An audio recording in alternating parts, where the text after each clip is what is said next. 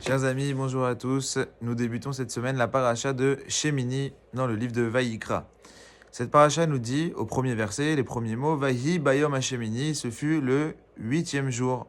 Le Kliakar, qui est un grand maître du 16e siècle, dans son commentaire, nous apprend et pose la question, quel est le sens du chiffre 8 ? Pourquoi dit-on le 8e jour ? Pourquoi ne nous avons pas dit, par exemple, au début de la semaine, et on a choisi de dire le 8e jour. Alors en réalité, ce qu'il faut comprendre, c'est que ce chiffre 8, c'est un chiffre qui est particulier, dans le sens où c'est le chiffre qui représente le surnaturel, le chiffre qui représente l'infinité, puisque Dieu a créé le monde en 6 jours, il y a le 7e jour qui est le Shabbat, donc il a il a réglé le temps en 7 jours. Chaque semaine dure 7 jours. Après, lorsqu'on dépasse le chiffre 7, on est dans un renouvellement, dans quelque chose qui est nouveau, et donc on arrive dans un stade qui est supérieur. Et donc c'est pour ça que le chiffre 8, c'est en réalité le chiffre qui représente le surnaturel, ce qui dépasse la nature. La nature, ça serait 7, et ce qui le dépasse, donc le 8. D'ailleurs, c'est la raison pour laquelle, lorsque l'on couche le chiffre 8, ça représente le chiffre de l'infinité, de ce qui est infini. Et en réalité, quel est le sens de cette infinité dans la paracha de la semaine ? Eh bien, le Kliakar explique et nous dit la chose suivante.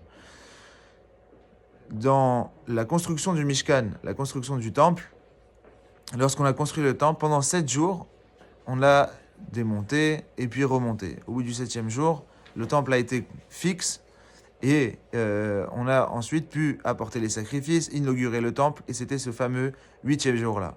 Sauf que ce temple allait être détruit bien après, et que l'on n'a pas pouvoir profiter de ce temple, et que tous les efforts que les Bnei Israël ont fait pour ramasser les matériaux, pour construire le Mishkan, Moshe Rabbeinu, etc., tous les efforts qui ont été déployés allaient peut-être être vains des milliers d'années plus tard. Eh bien, c'est pour nous apprendre la chose suivante. La paracha commence en disant « Vayi bayom hashmini ». On est dans l'éternité, on est dans l'infini. On n'est plus dans quelque chose qui est limité. C'est-à-dire que bien que le temple sera détruit, eh bien vos efforts aujourd'hui ne sont pas vains. Tous les efforts que vous avez déployés, tout votre investissement, il a son mérite. Et ce mérite est éternel. Et chaque mitzvah que vous faites, le mérite, il est éternel. C'est pas quelque chose qui est limité, mais c'est quelque chose qui est infini. C'est un mérite qui est éternel. Et voilà la leçon que nous pouvons tirer de la paracha de cette semaine, mes chers amis. Parfois, nous déployons des efforts considérables.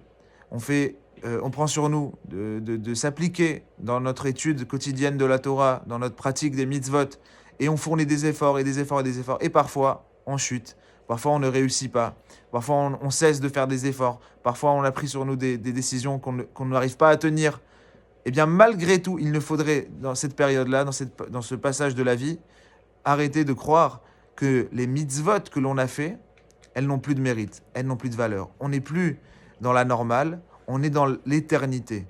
Une mitzvah, elle est éternelle et elle apportera une bénédiction à nos descendants et aux descendants de nos descendants, ainsi de suite, jusqu'à la fin. C'est un mérite qui est éternel. Et donc, même si ça a cassé, et même si on n'a pas réussi, eh ben ça ne fait rien.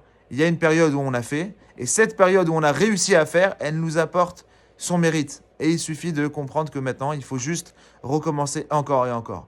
Et donc voilà ce que Hachem a voulu enseigner aux enfants d'Israël. Vous avez un mérite pour chaque action, peu importe le résultat ensuite. Tout ce que vous avez fourni, il est conservé, il est considéré, on lui donne toute sa valeur et on ne déprécie pas les actes. Juste pour terminer, on dit à Hanouka, la fête de Hanouka, il y a un chant, Maoz Tzur, que tout le monde connaît. Dans ce chant, on dit Bene Bina Yeme Shmona. Le Talmud de Jérusalem nous enseigne, les fils de la sagesse ont donné les 8 jours. Qu'est-ce que cela veut dire ?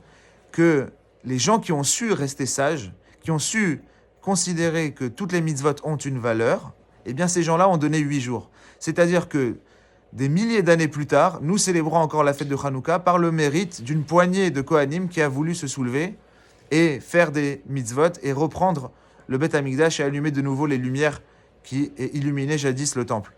Et voilà, ça c'est le mérite des Hashmonaïm. Jusqu'à aujourd'hui, on continue de faire Hanouka. Et jusqu'à aujourd'hui, on continue de faire Purim. Voilà comment des milliers d'années après, on continue de célébrer ce que nos ancêtres ont vécu. La preuve que toute mitzvah est éternelle. Et donc, sachons apprécier chaque mitzvah et chaque action que nous faisons. Shabbat Shalom ou Mevorach.